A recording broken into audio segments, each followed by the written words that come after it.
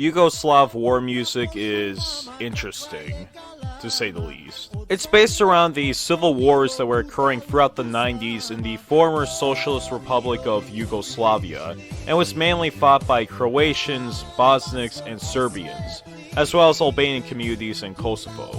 The music was supposed to fuel ethnic, nationalist, and sometimes religious pride during the horrific war, because even though it was a war of independence, it was also a war between ethnic groups that used to be under the same nationality for many years. Various atrocities were committed in the war, including genocide, and these songs were used as a way to boost morale and make people patriotic, give them something to encourage them to fight for their countries. The term for this kind of music has been coined as turbo folk, mainly because it consisted of traditional folk music and instruments being used, and for using 1990s techno and electronic sounds. It also varies depending on what type of turbo folk you're listening to. For instance, in Croatian turbo folk, there's a lot of rock and roll elements. They use a lot of electric guitars and even sometimes church organs.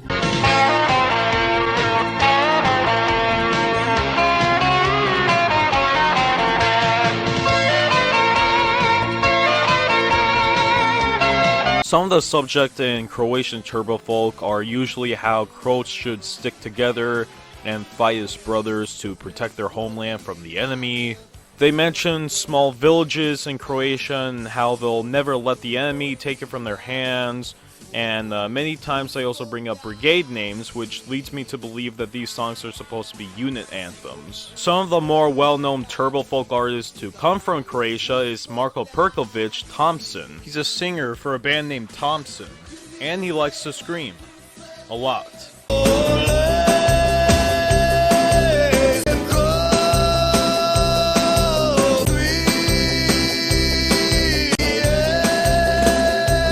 For Bosniak music, it's a lot more calmer and slower at times. At times.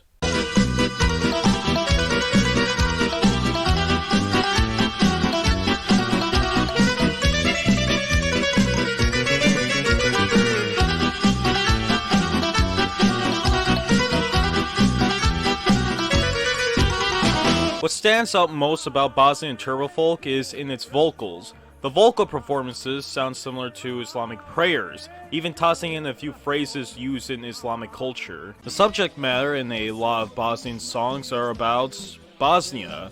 They talk about how Bosnia won't give up, Bosnia's people will thrive, Bosnia is strong, Bosnia is happy, Bosnia is healthy, Bosnia is amazing, Bosnia is the best, Bosnia, Bosnia, Bosnia, Bosnia, Bosnia, Bosnia, Bosnia, Bosnia, Bosnia. Artilleria, Bosanan Zambegija. Artilleria, Bosanan Zambegija. Moja Bosna ponosna. And then there's Serbian war music. Yo, this is Tupac, especially the best country in the world. Fuck Bosnia, fuck Croatia, fuck the Slovenian Fembos, Republic Expressed, Kosovo, G-Scravian. Serbians have the biggest penis and more wire than you. Probably the most popular, as there's various studios and artists that gained their popularity through making songs during the war. It's popular enough to even become a meme at one point.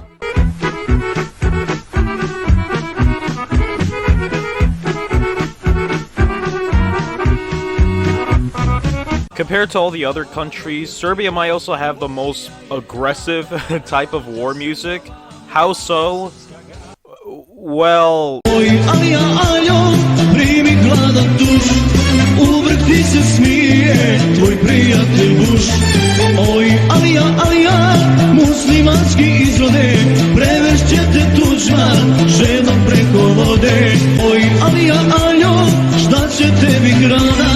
Koliko bolan misliš i na Ramazana. Nema više turskih pita od bosanskog zlatnog žita.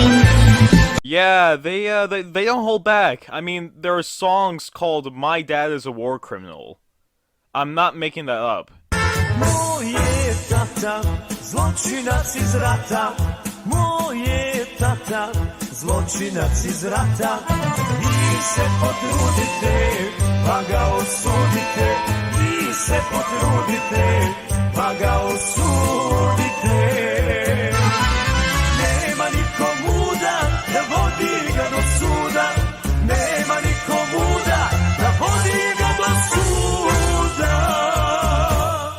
And then there's Jadna Bazno Servina. Jadna Bazno was made by Miro Semberak, and it's just a man in the woods dancing happily. You know, it's just a happy man. But then you turn on the subtitles and you hear what Miro's actually saying.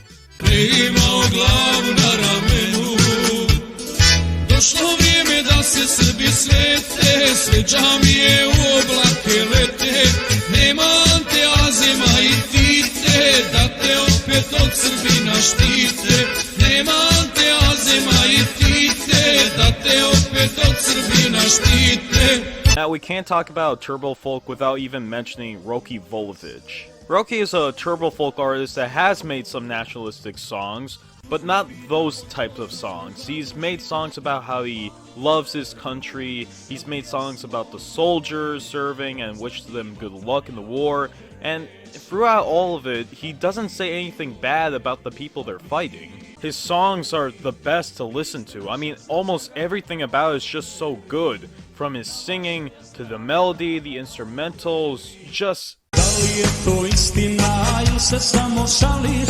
Na Balkanu hoćeš vatru da zapališ. Da li je to istina ili se samo šališ?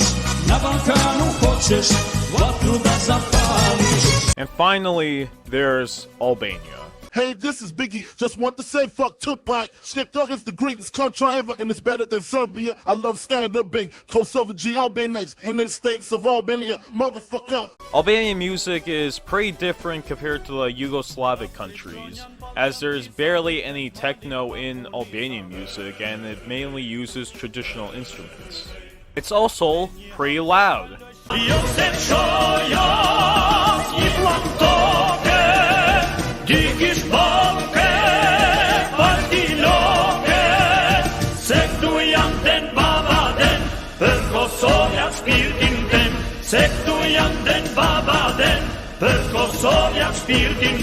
What do you think he's listening to? Probably death metal or hard rock.